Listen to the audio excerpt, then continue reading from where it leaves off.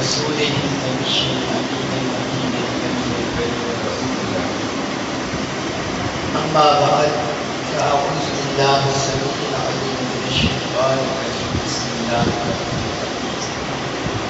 قال الله تعالى في القرآن المجيد: تبارك الذي نزل الفرقان على عبده ليكون للعالمين نذيرا. صدق الله العلي العظيم وبلغنا رسوله النبي الكريم. حضرات کرام قدر، اللہ تبارک و تعالی کی توفیق سے آج کے درس کا آغاز سورۃ الفرقان سے شروع ہو رہا ہے۔ یہ 18ویں پارے میں ہے اور یہ سورت مکی سورت ہے، جس میں اللہ رب العزت نے قرآن پر، رسالت پر اور توحید پر مشرکین کے اعتراضات کا جواب دیا۔ پہلی آیت کا یہ آغاز ہو رہا ہے قرآن پاک کی حقانیت پر۔ اللہ رب العزت نے ارشاد فرمایا: تبارک الذی نزل الفرقان علی عبدہ۔ بابرکت ہے وہ ذات جس نے اپنے بندے پر قرآن میں فرقان کو نازل فرمایا ہے۔ فرقان کا مطلب ہے حق و باطل میں فرق کرنے والا۔ یہ کلام پاک کی قرآن مجید کی صفت ہے کہ جو بندہ بھی اس کو کما حقو سیکھتا ہے، قرآن کے ساتھ تعلق قائم کرتا ہے، اسے سمجھتا ہے، تو اس بندے کے پاس حق و باطل میں فرق کرنے والی، پرکھنے والی کسوٹی آ جاتی ہے۔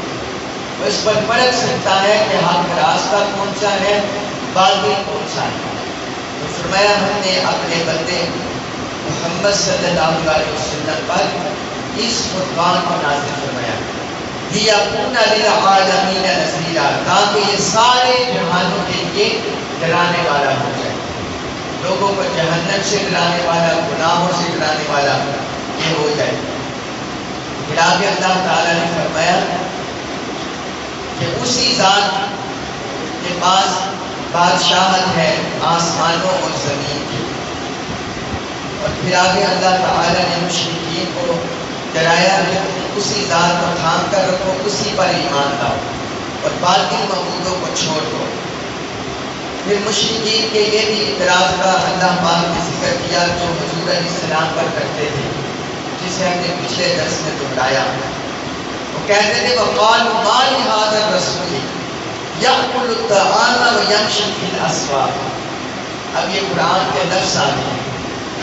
منافقین کفار اعتراض کرتے کہتے تھے کہ اس رسول کو کیا ہو گیا جو کھاتا پیتا ہے اور زمین میں بازاروں میں چلتا پھرتا ہے۔ یعنی وہ حضور علیہ السلام کو اور انبیاء کرام کو ان کا بشری جسم دیکھتے ہوئے اعتراض کرتے تھے، اور یہی بشری جسم دیکھ کے اعتراض کرنے سے وہ راہ حق کو چننے سے انحراف کرتے تھے۔ فرمایا اور پھر آگے کہتے ہیں: لولا انزل الیہ ملک فیکون معہ نذیرا۔ ان کے ساتھ فرشتہ کیوں نہیں اتارا گیا؟ ان کے ساتھ ساتھ ایک فرشتہ ہوتا جو ساتھ ساتھ ان کے ہر جگہ چلتا۔ پھر کہتے ہیں: او یلقی الیہ کنز، یا انہیں خزانے عطا کیے جاتے ہیں، او تکون لہ جنت یأکل منہا، یا ان کے پاس باغات ہوتے جن سے یہ کھاتے ہیں۔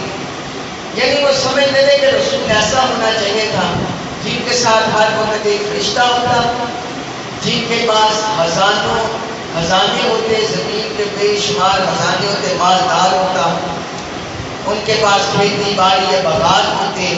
تو یہ تصور تھا۔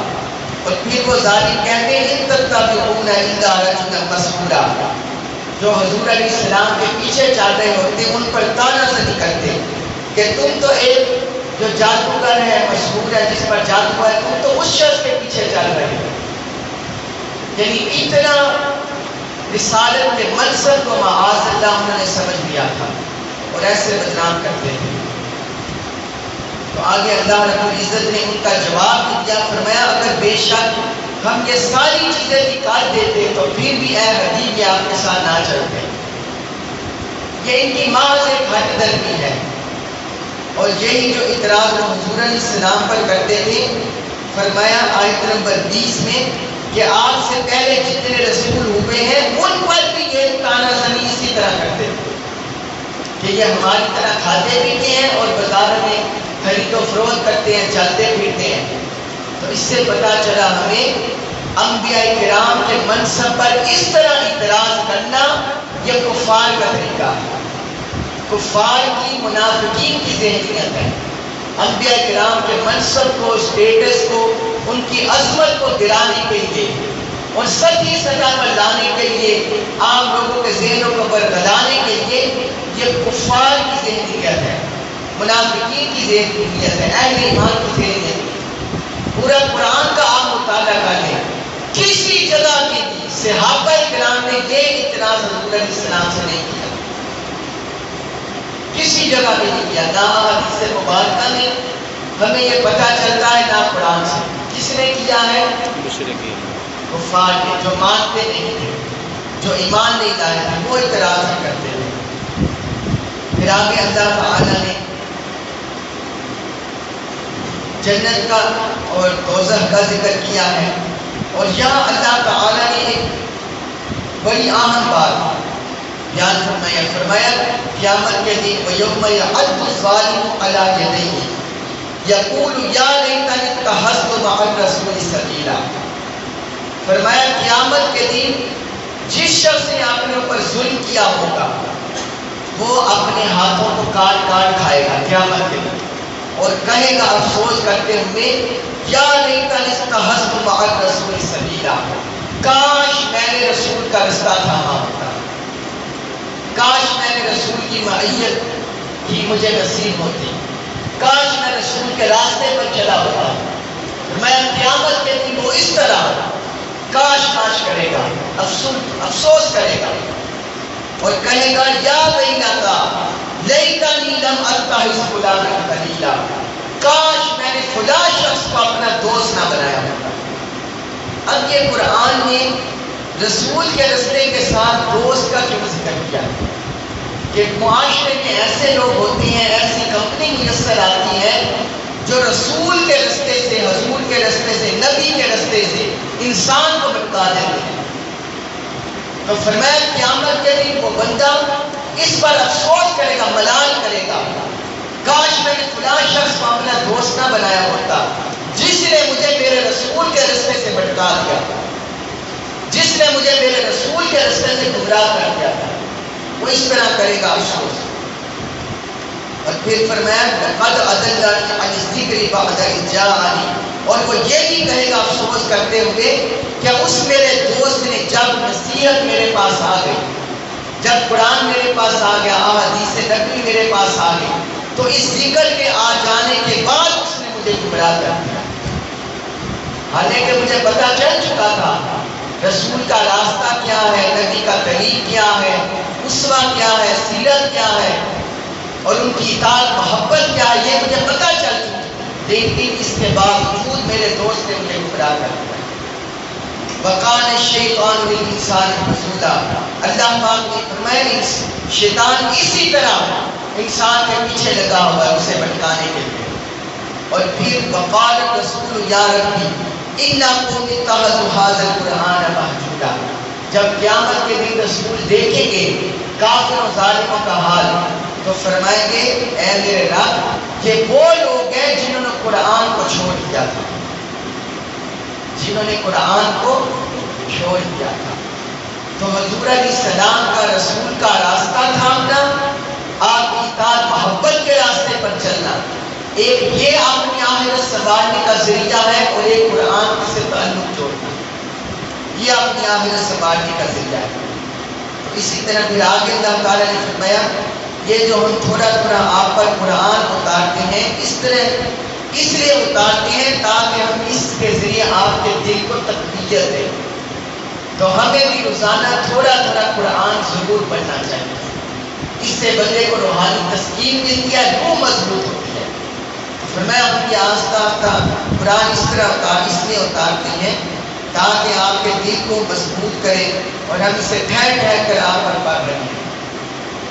پھر آگے اللہ تعالیٰ نے چونکہ یہ مسلمانوں پر بڑا تشدد کا دور تھا.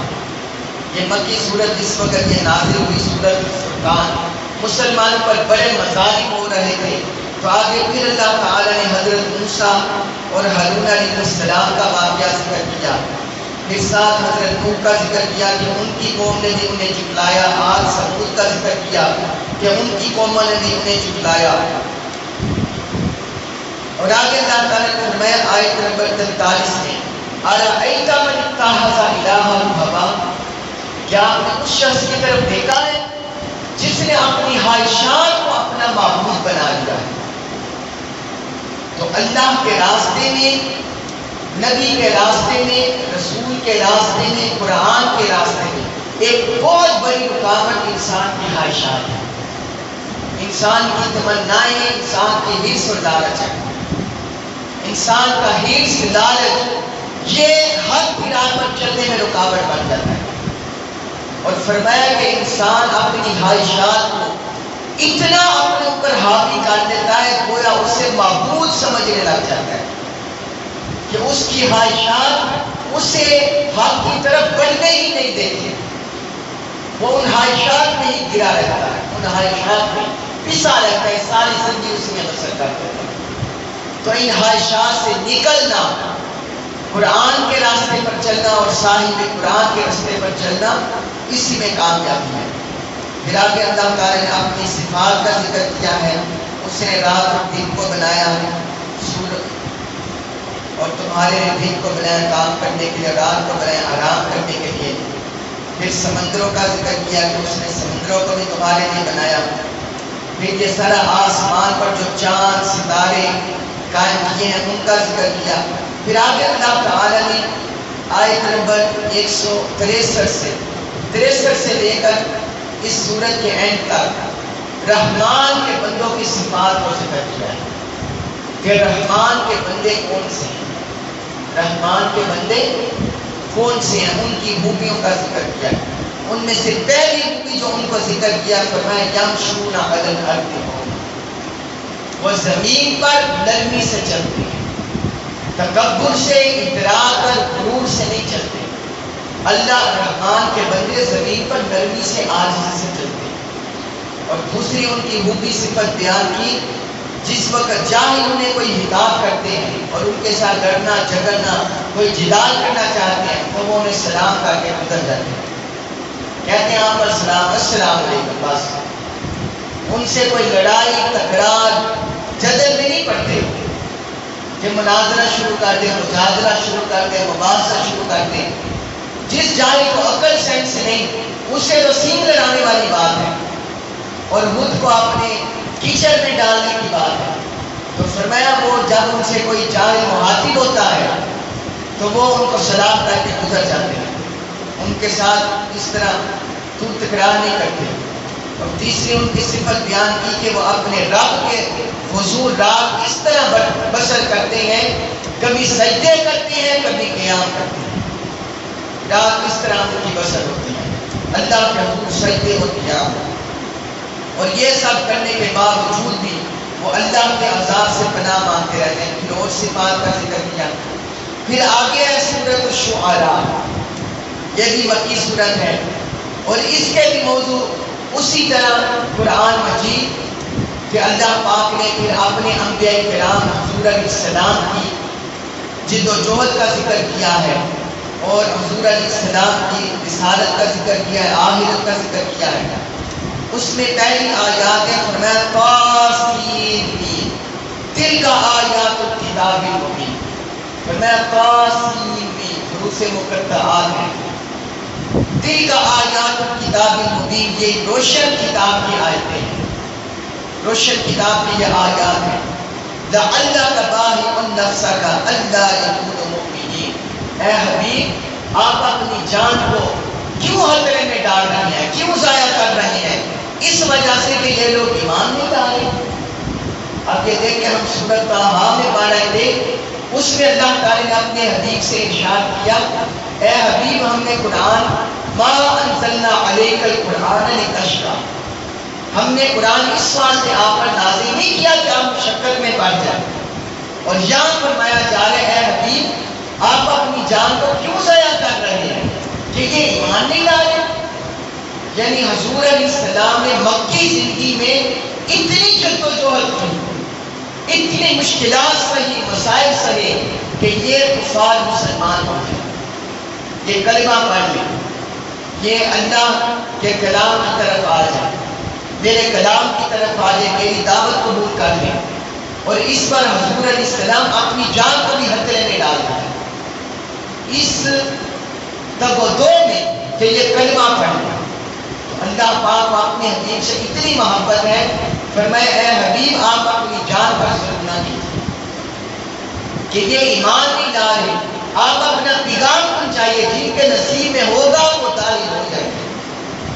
پھر اللہ پاک نے اظہار کرتا ہے، فرمایا پھر آگے اللہ تعالیٰ نے اور اپنی صفات کا ذکر کیا، اور یہ بھی فرمایا کہ کیا یہ لوگ یہ نہیں دیکھتے کہ ہم نے زمین میں ہر چھوٹا چھوٹا چیز پیدا کی ہے، ان فی ذلک لآیہ وما کان اکثرهم مؤمنین وان ربک لہو العزیز الرحیم، بے شک اس میں نشانیاں ہیں اور بہت سے لوگ ان پر ایمان لانے والے نہیں ہیں، اور بے شک آپ کا رب بڑا غالب بڑا رحم فرمانے والا ہے۔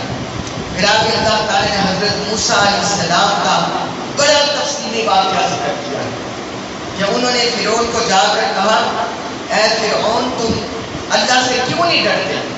تو آگے فرعون کا حضرت موسیٰ علیہ السلام کے ساتھ تکرار ہے، فرعون کے ساتھ پورا ایک علمی مباحثہ ہے، وہ کہنے لگا اللہ کون ہے؟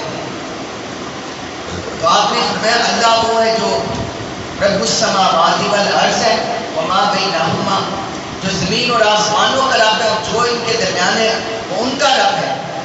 پھر وہ کہنے لگا کہ یہ اس نے سمجھ پر اڑایا، کہنے لگا یہ جو رسول تمہاری طرف آئے نا موسیٰ یہ مجنون ہے۔ تو اس طرح اللہ تعالیٰ انبیاء کرام کا ذکر کر کے حضور علیہ السلام کو تقویت دیتے تھے کہ جس طرح آپ پر ظلم ہو رہا ہے، آپ کو کوئی جادوگر کہہ رہا ہے، معاذ اللہ کوئی مجنون کہہ رہا ہے، تو اے حبیب آپ سے پہلے انبیاء پر بھی یہ طعنہ زنی کی، آپ سے پہلے انبیاء پر بھی ہوئی۔ پھر آگے جس وقت حضرت موسیٰ علیہ السلام نے اپنے دو معجزے دکھائے، اژدہا کا اور ہاتھ والا، تو وہ کہنے لگا یہ تو جادو ہے، کہنے لگا یہ معجزے نہیں ہے اللہ کی طرف، یہ تو جادو ہے۔ اور اس نے پھر سارے جادوگر اکٹھے کر دیے مدائن میں اپنے شہر میں، کہنے لگا آؤ موسیٰ کا مقابلہ کرو۔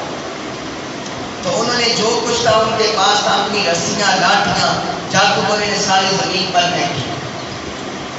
وہ نظر پر جادو کر دیتے ہیں تو وہ لوگوں کو کوئی سانپ نظر آتا ہے، کوئی بچھو نظر آتا ہے، اس طرح چیزیں نظر آتی ہیں۔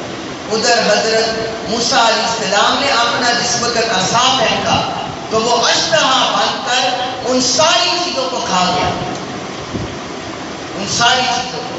اب وہ بڑے بندے کرے تھے جادو کرتے ہیں فرعون کے، جس وقت انہوں نے یہ دیکھا انہوں نے کہا کہ ہمارے اس جادو کا تو توڑ ہو ہی نہیں سکتا تھا، جو اس موسیٰ نے کر دیا ہے وہ سمجھ گئے کہ یہ حق پر ہے۔ تو وہ اسی وقت کہتے ہیں اے موسیٰ ہم تیرے رب پر ایمان لے آئے ہیں۔ جادوگروں نے کلمہ پڑھ لیا، ہم تیرے رب پر ایمان لے آئے۔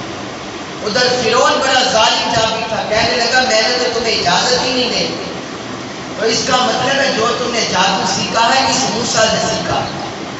اپنے جادوگروں کو کہتا ہے کہ تم موسیٰ کے شاگرد ہو۔ اب الٹا پھر گیا، پہلے کہہ رہا تھا تمہارے خلاف لاتا ہوں، جس وقت انہوں نے کلمہ پڑھ لیا اب کہتا ہے تم نے یہ جو جادوگری سیکھا ہے یہ موسیٰ سے سیکھی ہے۔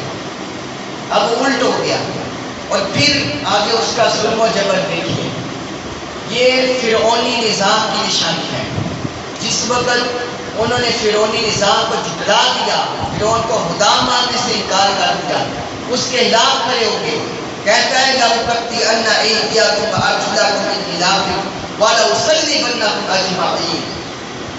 کہتا ہے جادوگروں کو میں تمہارے ہاتھ پاؤں توڑ دوں گا اور تمہیں سولیوں پر چڑھا دوں گا سب کو۔ یہ ہے فرعونی نظام جس کے خلاف حضرت موسیٰ علیہ السلام نے موسوی انقلاب برپا کیا۔ حضرت موسیٰ علیہ السلام جو اس کے خلاف سر اٹھاتا تھا وہ اس کو قتل کر دیتا تھا، کسی کو جیل میں ڈال دیتا، کسی کے ہاتھ پاؤں توڑوا دیتا، کسی کو قتل کروا دیتا۔ اور بدقسمتی سے پاکستان پر یہی فرعونی نظام جاری ہے، پاکستان پر یہی طبقاتی نظام جاری ہے، ہمارے سیاستدان یہی کر رہے ہیں، جو ان کے خلاف چلتا ہے، ان کے خلاف قدم اٹھاتا ہے، یہ کسی کو جیل میں ڈلوا دیتے ہیں، کسی پر مقدمات بنا دیتے ہیں، کسی کو برباد دیتے ہیں۔ کراچی میں آپ دیکھیں یہی ہو رہا ہے، پنجاب میں یہی ہو رہا ہے، خیبر پختونخوا میں یہی ہو رہا ہے، بلوچستان میں یہی ہو رہا ہے۔ اور 17 جون 2014 کو جو ماڈل ٹاؤن لاہور میں ہوا، وہ بھی بدترین دہشت گردی ہے حکومتی سطح پر پاکستان میں، کہ اپنے خلاف اٹھنے والی ہر آواز کو ختم کر دیا، اپنے خلاف اٹھنے والی ہر آواز کو ختم کر دو۔ یہ قرآن کہہ رہا ہے، جب اس نے جادوگروں نے فرعون کا ساتھ چھوڑ دیا، اس نے انہیں مروا دیا۔ اور آپ جو حضرت موسیٰ علیہ السلام کا ابتدائی جو سورۃ البقرہ میں ہم بیان کر چکے ہیں، جب اسے پتا چلا اپنے کاہن جادوگروں کے ذریعے کہ ایک بچہ پیدا ہونے والا ہے بنی اسرائیل میں جو میرا تخت الٹ دے گا، تو وہ ان کے بچوں کو قتل کروانے لگا۔ یذبحون ابناءکم ویذبحون نساءکم، ان کے بچوں کو قتل کروانے لگا، ذبح کرنے لگا ان کے بچوں کو، عورتوں کو زندہ چھوڑنے لگا، بچوں کو ذبح کرنے لگا۔ اور یہاں ماڈل ٹاؤن میں تو خواتین کو بھی شہید کیا گیا، بچوں پر بھی انش گیس ہوئی، مردوں کو، بوڑھوں کو، جوانوں کو مارا گیا، اور خواتین کو بھی شہید کیا گیا۔ ہمارا نظام ماضی کے فرعونی نظام سے بھی بڑھ گیا، ظلم میں، تشدد میں۔ اس لیے یہاں مستفی انقلاب کی ضرورت ہے، اور انقلاب اسی صورت میں آئے گا جب ہم حق کے لیے کھڑے ہوں گے، اس کے لیے قربانیاں دیں گے، جیسے صحابہ کرام نے دی، محمدی انقلاب، مستفی انقلاب برپا کرنے کے لیے۔ پھر آگے اللہ تعالیٰ نے فرعون کو غرق کرنے کا ذکر کیا، پھر آگے حضرت ابراہیم علیہ السلام کا واقعہ ذکر کیا، پھر ساتھ ہی حضرت نوح علیہ السلام کا ذکر کیا، حضرت ہود علیہ السلام کا، حضرت صالح علیہ السلام کا، ان کی قوموں کا ذکر ہوا، حضرت لوط علیہ السلام کا۔ یہ بھی سورۃ شعراء تذکیر کے لیے، نصیحت کے لیے، اور اپنی اصلاح کرنے کے لیے، قوموں کی اصلاح کرنے کے لیے بڑی ایمان افروز سورہ مبارکہ ہے، جن سے ہم کئی طرح کے لیسن حاصل کر سکتے ہیں۔ اور حضرت شعیب علیہ السلام کا ذکر کیا، ان کی دعوت کا ذکر کیا، اور قوم کا پھر ان پر مظالم کا ذکر کیا۔ اب یہاں آج کے موضوع کے لحاظ سے میں آپ کو بڑی عام بات بتانا چاہتا ہوں، جتنی بھی قوموں پر عذاب آئے ان میں سے محفوظ کون ہوئے، ان میں سے محفوظ کون ہوئے۔ اب ظاہر بات ہے، حضرت موسیٰ کی قوم پر عذاب آیا، فرعون پر، وہ غرق کر دی گئی۔ حضرت نوح علیہ السلام کی قوم پر عذاب آیا، حضرت ہود علیہ السلام کی قوم پر، حضرت صالح علیہ السلام کی قوم پر، حضرت لوط علیہ السلام کی قوم پر، حضرت شعیب علیہ السلام کی قوم پر۔ کیا آپ کا خیال ہے کہ ان کی قوم کے کوئی امتی نہیں تھا؟ امتی تو تھے، عبادت گزار ہوں گے ان کے صحابہ۔ ہم پیچھے سورۃ الکہف میں پڑھ چکے ہیں کہ حضرت موسیٰ علیہ السلام کے ساتھ ان کے ساتھ یوشع بن نون تھے، جو حضرت خضر علیہ السلام کی ملاقات کو پڑھ چکے ہیں نا۔ تو اس کا مطلب ہے کہ ان کے صحابہ بھی تھے، ان پر ایمان لانے والے مؤمنین بھی تھے، عبادت گزار بھی تھے، نمازی بھی تھے، روزے دار بھی تھے، یہ زکات دینے والے، صدقہ خیرات کرنے والے بھی تھے، نیکوکار بھی تھے۔ اب قرآن نے جس وقت ان قوموں پر عذاب ذکر کیا ہے، بڑی عام بات آپ کو بتانا چاہتا ہوں کہ جب ان کی قوموں پر عذاب کا ذکر کیا ہے اور ان میں سے جن کو بچایا ہے، وہ ایک نبی کو محفوظ رکھا ہے، اور نبی کے ساتھ ان کا ذکر کیا ہے جو نبی کے ساتھ جڑے رہے، جن کو اپنے نبی کے ساتھ وابستگی رہی ہے، جو اپنی نبی کے ساتھ معیت رہی ہے، جو اپنے نبی کے ساتھ جڑے رہے ہیں، تعلق قائم رکھا ہے۔ اللہ تعالیٰ نے اپنے عذاب سے انہیں محفوظ رکھا۔ اب یہ دیکھیں آیت مبارکہ سورۃ الشعراء کی آیت نمبر 65، فرمایا اللہ تعالیٰ نے وَأَنْجَيْنَا مُوسَىٰ وَمَن مَّعَهُ أَجْمَعِينَ، ہم نے فرعون کو غرق کر دیا اور ہم نے موسیٰ کو نجات دی، وَمَن مَّعَهُ أَجْمَعِينَ، اور ان کے ساتھ جتنے موجود تھے ان سب کو نجات دی، ان سب کو ہم نے موسیٰ کو نجات دی اور جتنے بھی ان کے ساتھ ہیں ان سب کو نجات دی۔ اب یہ ایک نبی کا ذکر ہو گیا، حضرت موسیٰ علیہ السلام کا۔ دوسرا آپ دیکھیں، یہ حضرت نوح علیہ السلام کا ذکر ہے آیت نمبر 119، اس میں فرمایا فَأَنْجَيْنَاهُ وَمَن مَّعَهُ فِي الْفُلْكِ الْمَشْحُونِ، ہم نے حضرت موسیٰ علیہ السلام کو نجات دی اور ان کے ساتھ کن کو نجات دی؟ جو حضرت نوح علیہ السلام کی معیت میں تھے، ان کی سنگت میں تھے، ان سب کو ان کی کشتی میں نجات دی۔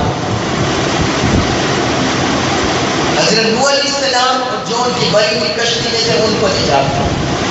اب یہ حضرت نوح علیہ السلام کا ذکر ہو گیا۔ اب تیسرے نبی، وہ بھی آپ سماعت فرما لیں، یہ ہے حضرت لوط علیہ السلام۔ فرمایا حضرت لوط علیہ السلام پر جب عذاب آیا تو فرمایا ہم نے حضرت لوط علیہ السلام کو نجات دی اور جو ان کے ساتھ سارے گھر والے تھے ان کو نجات دی، الا عجوزا فی الغابرین، سوائے ان کی بوڑھی بیوی کے جو پیچھے رہ جانے والی، اس کو چھوڑ دیا۔ اسی طرح جس وقت ہم قرآن میں اور مقامات پر بھی پڑھتے ہیں حضرت ہود علیہ السلام کا، تو وہاں بھی یہی آیا ہے فَأَنْجَيْنَاهُ وَالَّذِينَ مَعَهُ، یہاں ہم نے انہیں نجات دی اور جو ان کے ساتھ ہیں انہیں نجات دی۔ میں عام بات آپ کو یہ بتانا چاہتا ہوں کہ ان کے ساتھ کلمہ پڑھنے والے تھے، ان کے ساتھ عبادت گزار تھے، ان کے ساتھ نیکوکار بھی تھے۔ قرآن نے یہاں یہ نہیں فرمایا فَأَنْجَيْنَاهُ وَالَّذِينَ أَحْسَنُوا، فَأَنْجَيْنَاهُ وَالَّذِينَ قَامُوا الصَّلَاةَ، فَأَنْجَيْنَاهُ وَالَّذِينَ آتَوُا الزَّكَاةَ، فَأَنْجَيْنَاهُ وَالَّذِينَ آمَنُوا، کہ ہم نے اس نبی کو نجات دی اور ان لوگوں کو نجات دی جو نیکوکار تھے، ہم نے اس نبی کو نجات دی اور ان لوگوں کو نجات دی جو نمازی تھے، ہم نے ان نبی کو نجات دی اور ان لوگوں کو محفوظ رکھا جو عبادت گزار تھے نہیں فرمایا۔ کیا فرمایا؟ ہم نے ان نبی کو محفوظ رکھا اور ان کو محفوظ رکھا جو اس نبی کی سنگت میں تھے، کیونکہ عبادت گزاری میں، نماز پڑھنے میں، روزہ رکھنے میں، زکوٰۃ دینے میں اعمال میں کمی کمی ہو سکتی ہے، لیکن نبی کے ساتھ جب بندہ جڑ جاتا ہے تو اس میں اگر کمی بیشی بھی ہو تو نبی کی سنگت اس کمی بیشی کو دور کر دے۔ تو عذاب الہی سے ہمارے زمانے میں بھی نجات اسی صورت ممکن ہے جب بندے، جب حضور کے امتی اپنے آقا سے تعلق جوڑ کر رکھیں، اور اللہ پاک نے خود یہ ہمیں ذات کا سکھایا ہے۔ فرمایا وَمَا كَانَ اللَّهُ لِيُعَذِّبَهُمْ وَأَنْتَ فِيهِمْ، اللہ کی یہ شان نہیں ہے اے حبیب ان لوگوں پر عذاب بھیجے، اس وجہ سے کیوں؟ وَأَنْتَ فِيهِمْ، کہ آپ کا وجود اقدس ان کے اندر ہے، آپ کا وجود اقدس ان کے اندر ہے۔ پھر سورۃ الفجر کو آپ پڑھیے، قرآن نے حضور علیہ السلام کے صحابہ کی عظمت کس طرح بیان کیا ہے۔ فرمایا محمد رسول اللہ صلی اللہ علیہ وسلم، محمد اللہ کے رسول ہیں۔ آگے فرمایا والذین معہ، اور جو میرے رسول کے ساتھ ہیں۔ تو یہاں حضور کے صحابہ پہ جس وقت ذکر کیا تو وہ بھی معیت کے ساتھ کیا، سنگت کے ساتھ کیا، قربت کے ساتھ کیا۔ علامہ اقبال رحمۃ اللہ علیہ کہتے ہیں شبی پیش خدا بغریست انصار، ایک رات میں اللہ کے حضور سارا خطاب ہوا، ندا آمد شبی پیش خدا بغریست انصار، مسلمانہ چرا زارت وقار، ندا آمد نمید آنی کہ ای قوم دل دارت و محبوب ندارت، میں ایک رات اللہ کے گزار و خطاب کیا، یا اللہ مسلمان آج اتنے ذلیل و حال ہیں، تو اللہ کی طرف سے ندا آئی، میں اقبال کیا تو یہ نہیں جانتا کہ یہ قوم آج دل تو رکھتی ہیں لیکن آج ان کے دلوں میں محبوب خدا نہیں، آج ان کے دلوں میں محبوب خدا نہیں۔ اگر ان کے دلوں میں محبوب خدا آ جائے تو یہ عذاب الہی جتنے بھی امت مسلمہ پر آ رہی ہے، کبھی غیر دشمنان اسلام کو ان پر مسلط کیا جا رہا ہے، کبھی ان کے وسائل چھینے جا رہے ہیں، کبھی دہشت گردی کی لعنت ہو رہی ہے، کبھی انتہا پسندی کی لعنت ہو رہی ہے، کبھی سیلاب آ رہی ہیں، کبھی زلزلے آ رہے ہیں، تو فرمایا اس کی وجہ یہ ہے کہ محبوب خدا سے ہمارا تعلق کمزور ہو گیا، حضور سے ہمارا تعلق کمزور ہو گیا۔ صحابہ نمازی بعد میں تھے، روزے دار بعد میں تھے، حاجی بعد میں تھے، مجاہد بعد میں تھے، سب سے پہلے حضور کے عاشق، سب سے پہلے حضور کے محب تھے، سب سے پہلے حضور پر اپنی جان نچھاور کرنے والے۔ جب انہوں نے حضور کے ساتھ ایسا تعلق قائم کیا تو پھر ساری دنیا کے امام بن، ساری دنیا کے امام بن، اور ساری دنیا ان سے علمی فیض حاصل کرنے والی ہے۔ اللہ تبارک و تعالیٰ سے دعا ہے کہ اللہ تعالیٰ ہمیں اپنے حبیب کے ساتھ ایسے ہی قلبی تعلق وارث کی عطا فرمائے اور ہماری دنیا اور آخرت کو بہتر بنائے۔